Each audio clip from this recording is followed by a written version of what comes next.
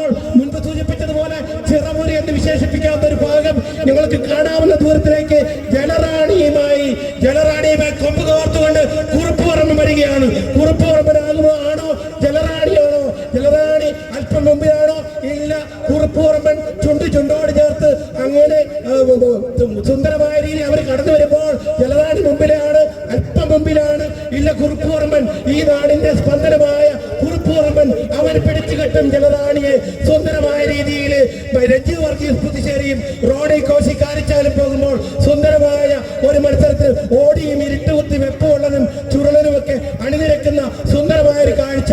ഒന്നാം ട്രാക്കിലൂടെ വരുന്ന ജലത്തിലെ റാണി ഈ റാണിയാണെന്ന് തെളിയിച്ചുകൊണ്ട് അമരപ്പങ്കായങ്ങൾ രണ്ടും കൊടച്ചക്ര പോലെ കറങ്ങുകയാണ് ജലറാണിയിൽ. കുറുപ്പുപറമ്പൻ വള്ളം അല്പം മുമ്പിലാണ്, കുറുപ്പുപറമ്പിലാണ് അമരപ്പങ്കായങ്ങൾ കറങ്ങുന്നതെങ്കിൽ എന്റെ ജലറാണി ഒന്ന് കുതിച്ചു വാ, ഒന്ന് ഫിനിഷിംഗ് ടച്ചിങ് കൊടുത്തിങ്ങി വാ, ഒപ്പത്തിനൊപ്പം തെളിഞ്ഞു വാ.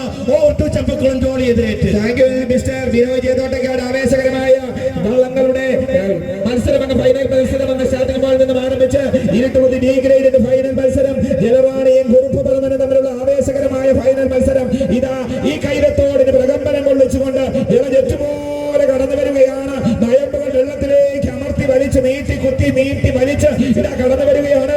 ഒന്നാം ട്രാക്കിലെ ജലറാണി റോഡി കോശി കാരിച്ചാലിന്റെ 11ാം നമ്പർ വള്ളം കൊച്ചുമോൻ കാരിച്ചാൽ ടൗൺ ബോർഡ് ക്ലബ് കുട്ടനാടിന്റെ